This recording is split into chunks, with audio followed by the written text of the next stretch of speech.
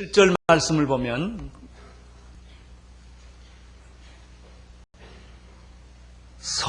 너희는 서로 받으라 라는 말이 있습니다. 이러므로 그리스도께서 우리를 받아 하나님께 영광을 돌리신 것 같이 너희도 서로 받으라. 서로 거절하지 말고 서로 용납하라. 부자는 가난한 사람, 배운 사람은 못 배운 사람, 있는 사람은 없는 사람을, 믿음이 강한 사람은 믿음이 없는 사람, 건강한 사람은 병든 사람을 서로 배척하지 말고 서로 비판하지 말고 서로를 받아들여라 하는 말씀입니다. 우리는 그동안에 로마서 14장, 15장을 통해서 이런 메시지를 들었습니다. 너희가 믿음의 연약한 자를 거절하지 말고 그를 판단하지 말아라. 그 형제를 비판하지 말고 업수히 여기지 말아라. 15장에서는 강한 자는 약한 자의 약점을 마땅히 담당하고 크리스천이란 자기를 기쁘게 하기 위해 사는 사람이 아니다. 내 이웃을 기쁘게 해라. 이런 메시지를 우리는 들었습니다. 그리고 7절에 들어가면서 이러므로 예수께서 우리를 받아 하나님께 영광을 돌리신 것 같이 너희도 서로 용납하고 받아들여라. 오늘 우리 주님께서 우리들에게 주시는 말씀은 연약한 사람들, 내가 보기 싫은 사람들, 사랑할 수 없는 사람들을 용납하라는 것입니다. 주님의 말씀입니다. 왜 우리는 그들을 받아들여야 합니까? 왜 우리는 그들을 용납해야만 합니까? 참 쉬운 얘기가 아니죠. 사랑하는 사람들은 얼마든지 용납하기가 쉽고, 아니, 그 사람한테 가면 더 행복한 거죠. 근데 사랑할 수 없는 사람을 사랑한다는 것은 참 어려운 것입니다. 사도 바울은 그 이유를 다음과 같이 들고 있습니다. 그것은 우리들과 예수님과의 관계에서 해석하는 것이죠. 자격도 없고 실수도 많고 부족하고 돌이킬 수 없는 죄를 진 나를 하나님은 아무 건 없이 받아들였다는 것입니다. 하나님이 너를 그렇게 받아들였기 때문에, 예수님이 너를 그렇게 받아들였기 때문에 너보다 실력이 없고 너보다 못나고 너보다 별 볼 일 없는 사람을 너도 받아들이는 것이 마땅한 것이 아니냐, 그런 이야기입니다.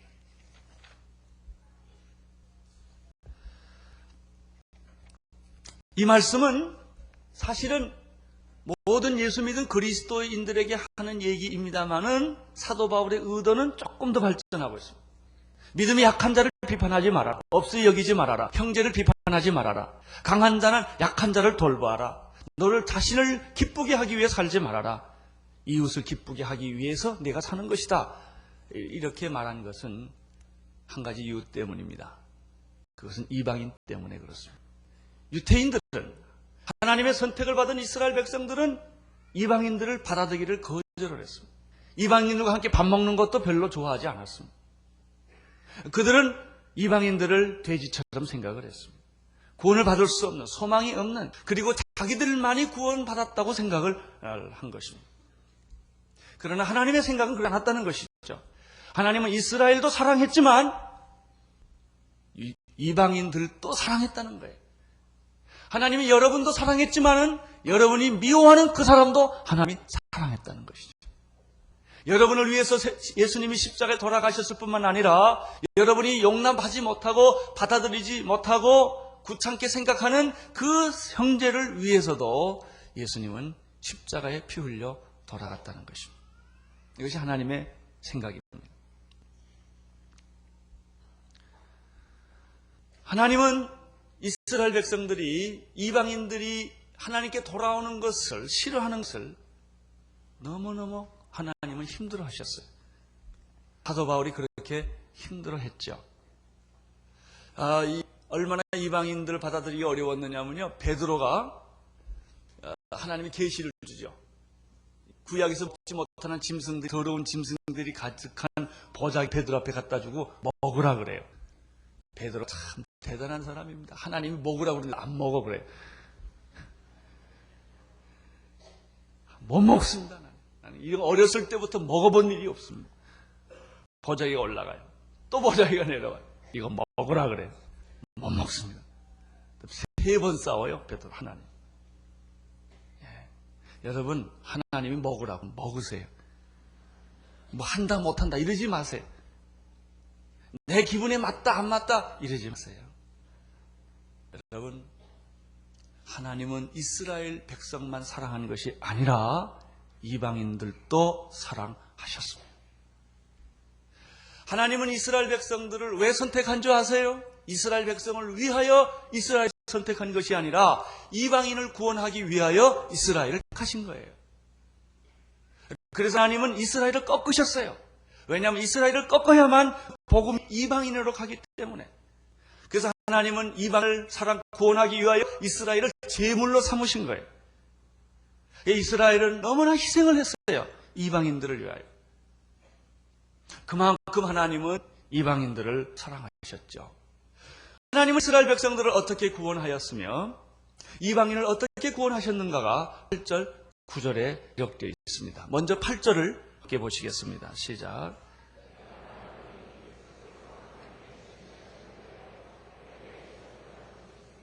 이는 조상들에게 주신 약속을 경고케 하시고, 내가 말하노니 라는 말은 예수님께서 진실로 진실로 너희에게 이르노니 라는 말과 같아요. 예수님이 여러 가지 많은 말씀을 하시는 중에 중요한 말씀을 하실 때는 꼭 내가 진실로 진실로 너희에게 이르노니 이렇게 합니다. 사도 바울이 이 얘기를 하다가 아주 중요한 얘기를 말할 때 내가 말한다, 내가 선언한다, 이건 중요한 말이니까 꼭 들어라 할 때 내가 말하노니 이렇게 말해요. 내가 말하노니. 무슨 얘기를 하시는 것입니까? 8절에 보면 이스라엘이 구원받은 것은 조상의 약속 때문이었다는 거죠. 그렇죠. 이스라엘이 잘나서 구원받은 게 아니라 아브라함과 이삭과 야곱뿐만 아니라 그들에게 할례를 주었고 조상의 약속대로 이스라엘 백성들은 율법을 받았고 성막을 받았고 하나님을 그들은 받았어요. 하나님과 약속을 했어요. 그 백성들은 그래서 구원을 받게 된 것이죠. 그럼 이방인들은 어떻게 구원받았습니까? 이방인들에게는 하나님의 약속이 없습니다. 조상도 없습니다. 말씀도 없습니다. 율법도 없습니다. 아무것도 없어요. 그들은 멸망할 수밖에 없는 자들이지만 9절을 보시면 이방인은 무엇 때문에? 하나님의 긍휼. 긍휼이란 단어는 무슨 뜻일까요? 불쌍히 여김. 받을 만한 자격이 없는데도 불구하고 은혜를 베풀어 주어서 그 사람을 구원해 주는 것을 긍휼이라고 그래요. 우리는 이 긍휼이라는 개념을 잘 이해하기 위해서는 양자라는 개념을 잘 이해할 수 있어요. 내가 난 자식은 아니지만 고아원에서 자랐지만 다른 집에서 살았지만은 내가 그 사람을 양자로 맞아들여서 내 집에 호적에 넣어서 내 식구처럼 똑같이 하고 유산 다 준단 말이죠. 이 양자받은 특권이 굉장한 것입니다. 그래서 우리가 구원받은 것을 양자 되었다라는 말을 쓰는 것이에요. 우리는 원래 하나님의 자녀가 아니었지만 마귀 자식이었지만 하나님께서 마귀 자녀에서 호적을 빼가지고 천국 자녀로 호적 옮겨주었다는 것이죠. 그래서 자기 자녀로 만들어준 것이 우리가 아니겠습니까? 여러분, 이방인들은 구원을 받을 수 없지요. 유대인들은, 이스라엘 백성들은 조상의 유전에 따라, 그 약속에 따라, 그 조상의 축복에 따라 그들은 말씀을 받고 율법을 받고 구원을 얻었지만은 이 이방인들은 조건이, 받을 만한 조건이 아무것도 없어요. nothing이에요. 아무것도 없어요. 그래서 하나님께서 긍휼로, 이게 참 기막힌 단어입니다. 긍휼로, 공짜로, 아무 조건 없이 내가 너를 사랑하고 구원했다는 것이죠. 그러면 기뻐해야 할 사람이 누굴까요? 이스라엘 백성임에도 불구하고 이스라엘 백성들은 이방인이 구원받는 게 몹시 성가셔. 마음이 힘이 들어. 나는 이런 사람 봤어요. 어떤 사람 전도를 자기는 안 한대. 그래서 왜 그러냐 그랬더니 그 사람 전도하면 천국 갈 거 아니야 이게. 여기서 만나는 것도 지겨운데 천국 가서 만날 거 생각하면 힘들대. 자기 전도 안 한다. 회개를 바가지로 해야 될 사람이에요. 여러분, 이스라엘을 하나님이 택한 목적은 이스라엘을 통하여 이방인을 구원하게 하는 것인데, 이스라엘 백성들이 이방인 구원받는데 핍박을 했단 말이죠. 사도 바울을 돌로 쳐서 죽이려고 했고, 그렇게 예수 믿는 이방인들을 핍박을 했습니다. 우리들의 문제는 이런 거예요. 나만 사랑하라는 거예요. 사랑하는 건 좋은데 자식들이 그런 게 있어요. 자식들 부모님 절대 편하지 마세요. 아주 큰 사고 납니다. 사랑을 하는데 옆에 사람하고 나하고 똑같이 사랑하면 재미가 없는 거야. 좀 나는 별나게 사랑을 하고 만나줘도 별나게 만나줘야지 나하고 이 사람하고도 똑같이 사랑하면 자존심이 상해. 싫어, 안 해, 그런다고. 그게 사랑이에요. 여러분, 하나님이 나를 사랑하시고요. 내 이웃을 나보다 더 사랑하면 좋은 마음이 있어야 돼요. 시기하고 질투하지 마세요. 여러분, 하나님이 이방인을 사랑하셨어요. 이방인을. 나만 사랑해달라, 나만 특별한 사랑을 해달라 하는 것은 오만입니다.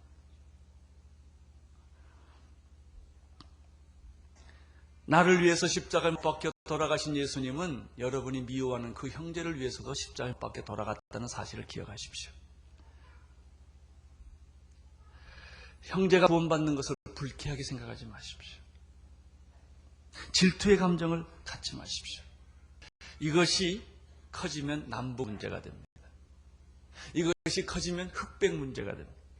이것이 커진 것이 피에로와 이스라엘의 문제예요. 우리는 북한을 받아들여야 합니다. 백인은 흑인을 받아들여야 합니다. 이스라엘은 피에로를 받아들여야 합니다. 그것이 하나님의 뜻입니다. 그것이 하나님의 나라입니다. 강한 자만 살 수 있는 나라는 하나님 나라가 아니에요. 강한 자와 약자가 같이 살 수 있어야 돼요. 배운 자만 잘 사는 나라는 하나님의 나라가 아니에요. 배운 자나 못 배운 자가 함께 잘 살 수 있는 나라가 하나님이 원하는 그런 나라이죠. 하나님은 이스라엘 백성을 사랑했을 뿐만 아니라 이방인들도 사랑했다는 얘기를 사도 바울은 구약의 네 성경을 인용해서 설명하고 있습니다. 첫째는 구절을 보십시오. 구절을 보면 시편 18편 49절을 인용하여 이렇게 말하고 있습니다. 시작. 이러므로 내가 열방 중에서 주께 감사하고 주의 이름을 찬송하리로다. 열방이라는 단어는 이방인이라는 뜻이에요. 열방, 나라, 백성, 방언, 모든 나라, 이 시록이 이렇게 표현됐습니다. 하나님은 모든 열방 중에서 이방인들 중에서 찬송을 받으시고 그들의 감사를 받으시고 예배를 받으시기를 원하십니다. 하나님의 뜻입니다. 첫째는 10절에 있어요. 10절에 보면 신명기 32장 43절의 말씀을 인용하여 하나님은 이방인을 사랑하시고 찾으셨다는 구약의 메시지를 발견하게 되는 것이죠. 짓겠습니다. 시작. 열방들아 주의 백성과 함께 즐거워라. 열방들아, 이방인들아, 모든 나라들아, 모든 백성들아, 모든 방언들아, 하나님이 없이 살아왔던 모든 백성들아, 당신들도 주님의 백성과 함께 즐거워하기를 바란다. 여러분, 진정한 하나님의 나라는 이렇게 만나는 것입니다. 나는 오늘 여러분들이 만나지 못할 사람이 만나고 용서할 수 없는 사람들이 용서되고 서로 받아줄 수 없는 사람들이 받아지는 그런 축복이 있게 되기를 바랍니다. 모든 남편들이요, 아내를 조건 없이 받아들이세요. 모든 아내들이요, 남편의 실수가 있다 하더라도 받아들이십시오. 여러분, 충고해서 사람이 변하지 않아요. 사랑하면 변합니다. 사랑하면 변합니다. 셋째는 11절에 있는 말씀인데 시편 117편 1절을 인용하고 있습니다. 읽겠습니다. 모든 열방들아 주를 찬양하며 모든 백성들아 저를 찬송하라. 여러분, 구약의 메시지는 전부 바로 이방인을 찾으시는 하나님, 이 땅에 메시아를 보내는 그 하나님의 이야기로 가득 차 있습니다. 네 번째는 12절인데 이사야 11장 10절의 말씀을 인용하고 있습니다. 같이 읽겠습니다. 시작. 이새의 뿔이 곧 열방을 다스리기 위하여 일어나시는 이가 있으리니 열방 그에게 소망을 드리라. 그래서 이새는 누구의 아버지입니까? 다윗의 아버지입니다. 이새의 뿌리는 다윗의 뿌리예요. 예수님은 어디서 나왔습니까? 아브라함의 자손 예수 그리스도의 세계라. 다윗의 자손 아브라함의 자손 예수 그리스도의 세계라 그랬습니다. 다윗의 뿌리에서 메시아가 나오는 것입니다. 이 메시아가 나오면 어떻게 합니까? 곧 열방, 모든 이방인들을 다스리게 되시는 것입니다. 그리고 열방은, 모든 이방인들은 누구에게 소망을 둡니까? 메시아에게 소망을 두게 된다 하는 것입니다. 나는 여러분 성경을 볼 때 이 메시아, 우리의 소망이신, 인류의 소망이신 하나님의 아들, 그 메시아를 여러분들이 그 구약에서 발견할 수 있게 되기를 바랍니다. 하나님은 어떤 하나님이신가? 13절에 하나님의 설명이 나타납니다. 시작. 소망의 하나님이 모든 기쁨과 평강을 믿음 안에서 너희에게 충만케 하사 성령의 능력으로 소망이 넘치게 하시기를 원하노라. 13절은 로마서 본론의 끝이에요. 이제 14절부터는 결론에 들어갑니다. 모든 본론의 끝이 무엇입니까? 바로 13절에 이렇게 기록되어 있습니다. 소망의 하나님이 모든 기쁨과 평강을 믿음 안에서 너희에게 충만케 하사 성령의 능력으로 소망이 넘치게 하시기를 원하노라. 그리고 끝을 내요. 여러분, 우리 하나님은 소망의 하나님이십니다. 그러므로 누구든지 하나님을 만나는 사람은 무엇이 생길까요? 소망이 생깁니다. 기막힌 소망이 내 안에서 생기게 되는 것입니다. 하나님을 만난 사람들은 깊은 절망의 늪에서 헤어날 것이며 무서운 질병에서 고침을 받게 될 것이며 모든 압제와 억압과 고통에서 해방될 것입니다. 그분이 하나님이십니다. 나는 여러분들이 믿는 하나님이 이런 소망을 주시는 하나님이 되시기를 바랍니다. 우리 하나님이 내 안에 오시면, 내 하나님을 만나면 무슨 일이 생기는가? 기쁨과 그리고 평강이 우리에게 임하게 됩니다. 예수 그리스도로 말미암아 기쁨과 평강이 임하게 되는 것이죠. 우리 하나님은 소망의 하나님. 그 소망을 완성시키신 분이 예수 그리스도십니다. 십자가에서. 근데 중요한 게 있어요. 우리 하나님이 소망의 하나님이시고 그 소망을 완성시키신 분은 예수 그리스도인데 누구든지 이 예수 그리스도를 믿게 되면은 믿음과 평강이, 기쁨과 평강이 내 안에 들어오게 되는 것입니다. 문제는 어떻게 그 평강과 기쁨이 내 안에 들어올 수 있겠는가? 13절에 아주 중요한 단어가 하나 있어요. 무슨 능력으로? 성령의 능력이 소망을 넘치게 한다. 이루게 하신다 하는 것이죠. 많은 분들이 교회에 나오세요. 그렇지만 다 달라요. 대부분의 많은 교인들은 예수님 믿으세요. 그렇죠? 하나님도 믿죠? 천국 가는 것도 다 믿어요. 그런데 이런 거 다 믿고 구원을 받았는데 가만히 그 사람이 보면 재미가 없어요. 그냥 교회 오시는 거예요. 찬송가 불러도 이렇게 딱 찬송가 부르는 거 보면 그냥 불러요. 어떤 사람은 찬송가를 입으로 불러. 입으로. 음악을 하는 사람 복식호흡을 배로 부르더라고요. 이렇게. 근데 배로 부르거나 입으로 불러야 말짱 헛고요. 영으로 불러요. 영으로. 성령이 임하여. 이 사람은 찬송가 부를 때 어깨가 들썩들썩하고 손이 왔다 갔다 하고 그냥 그 몸으로 찬양. 너무 좋아. 무슨 차이일까? 어떤 사람은 기도하면 5분을 못해. 근데 어떤 사람은 2시간, 3시간 그냥 기도해요. 무슨 차이일까? 어떤 사람은 전도를 잘해요. 근데 어떤 사람은 전도 못해요. 또 전도를 해도 어떤 사람은 열매가 있고 어떤 사람은 열매가 없어요. 화가 나는데 어떤 사람은 쑥 참아요. 어떤 사람은 그냥 그대로 쏟아버려요. 무슨 차이일까요? 교회에 그 사람 다 나와요. 설교도 들어요. 예수도 믿어요. 근데 달라요. 우리나라 교인의 90%, 80%, 90%는 노미널 크리스천들이에요. 그냥 교회 오는 거예요. 자기 안에 있는 그런 문제를 해결할 수 없는, 교회는 나오고 예수는 믿는데, 나는 오늘 여러분들이 예수를 믿고 하나님을 믿을 뿐만 아니라 능력 있는 여러분 되시기를 바랍니다. 이것은 마치 뭐하고 똑같으냐면요, 물하고 똑같아요. 물. 맹물 있죠, 맹물. 맹물 같은 크리스천들이 있어요. 그냥 맹물이야, 그냥. 근데 어떤 크리스천들은 이 물에다가 열을 가하면 이 물이 끓기 시작을 해요. 그리고 수증기가 나기 시작해요. 그런데 그 수증기가 기차를 움직여요. 전기를 만들어내요. 이런 에너지를 만들어내는 크리스천이 있어요. 근데 맹물이나 이 수증기 나는 펄펄 끓는 물이나 성분은 똑같은 거예요. 우리가 예수 믿고 구원받은 건 다 똑같아요.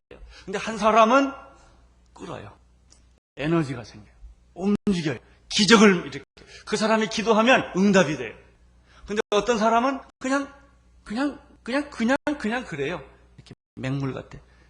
맹물의 좋은 점 먹을 수 있다는 거죠, 그냥 이렇게. 그 정도예요, 그 정도. 여러분은 어떻습니까? 어떻게 이렇게 능력 있는 크리스천이 될 수 있을까? 어떻게 나는 움직이는 크리스천이 될 수가 있을까?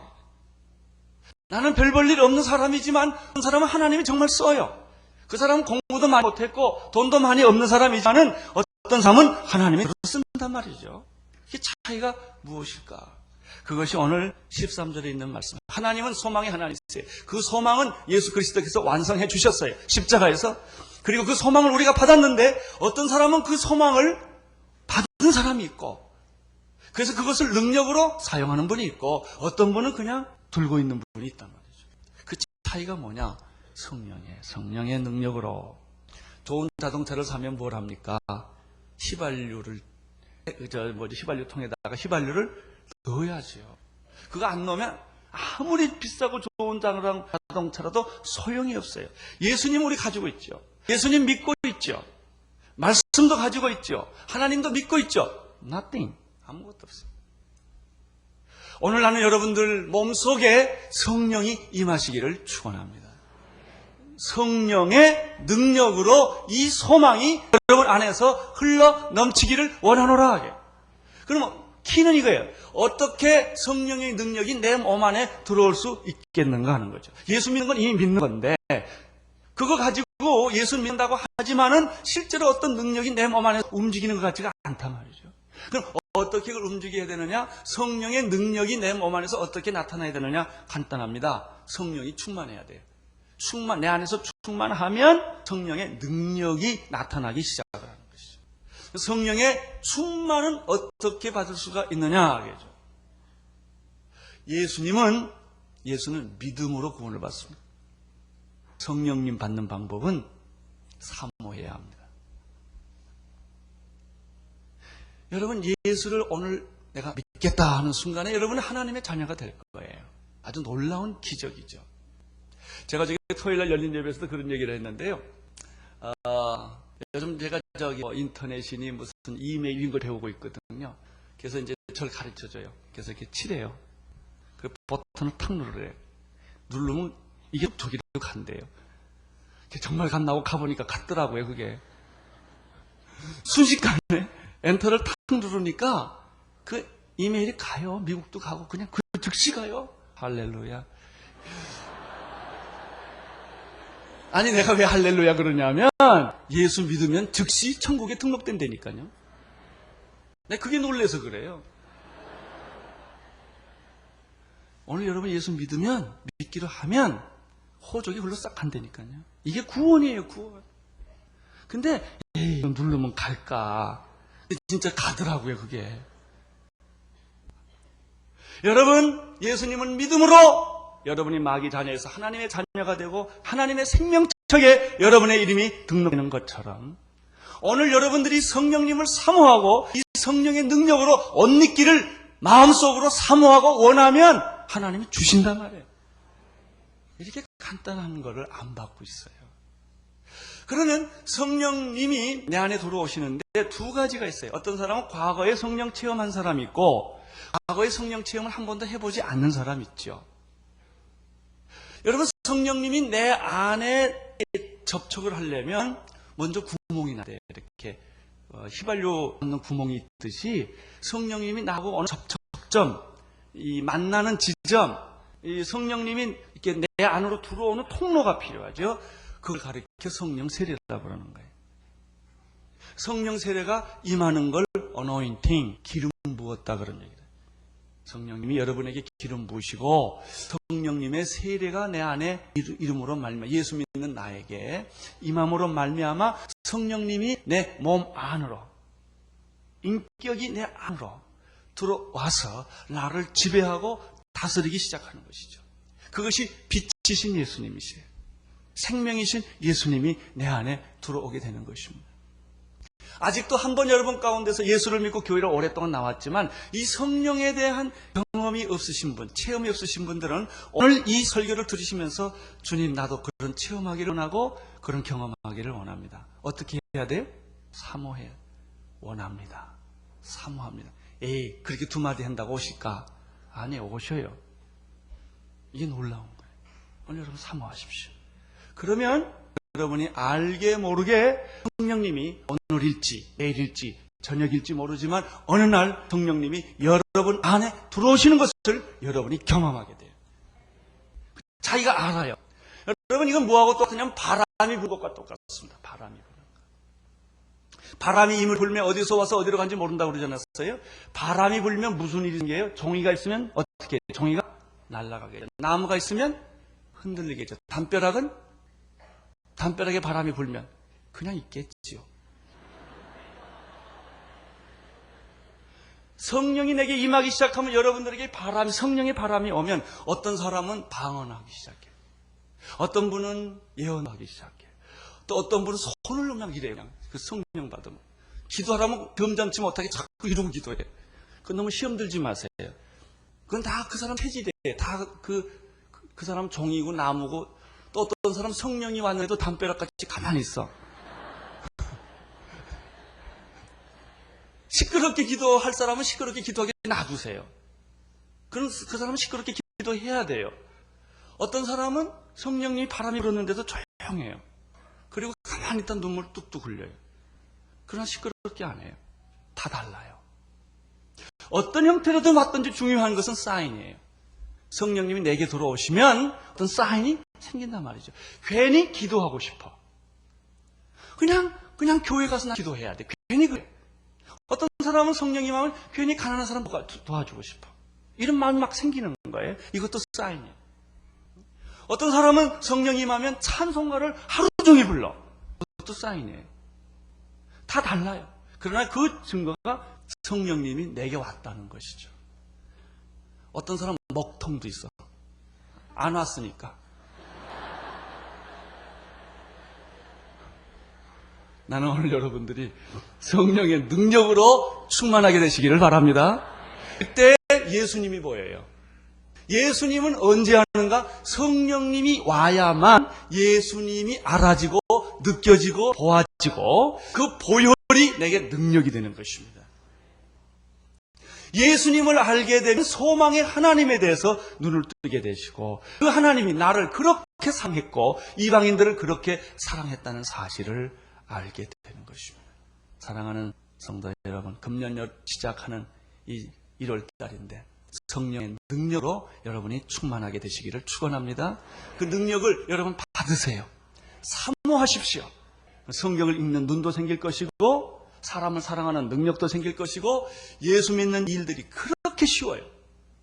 어떤 분은 예수 믿는 일이 꼭 소에 붓게 가지고 가는 사람 같은. 가자 그러면 안 가려고 그냥 주일날도 간신히 오는 분 있죠? 여기 교회 간신히 오시는 분이 있어요. 그런 분이 하나도 없게 되기를 바랍니다. 예수 믿는 게 아주 쉬워집니다. 기뻐지고요. 좋고. 이런 능력이 오늘 여러분에게 충만하시기를 축원합니다. 기도하겠습니다. 하나님 아버지, 우리 하나님은 이스라엘만 사랑하시지 않으셨고 이방인도 사랑하셨고 우리만 사랑하지 않으셨고 우리 주변에 있는 사람들도 사랑하셨습니다.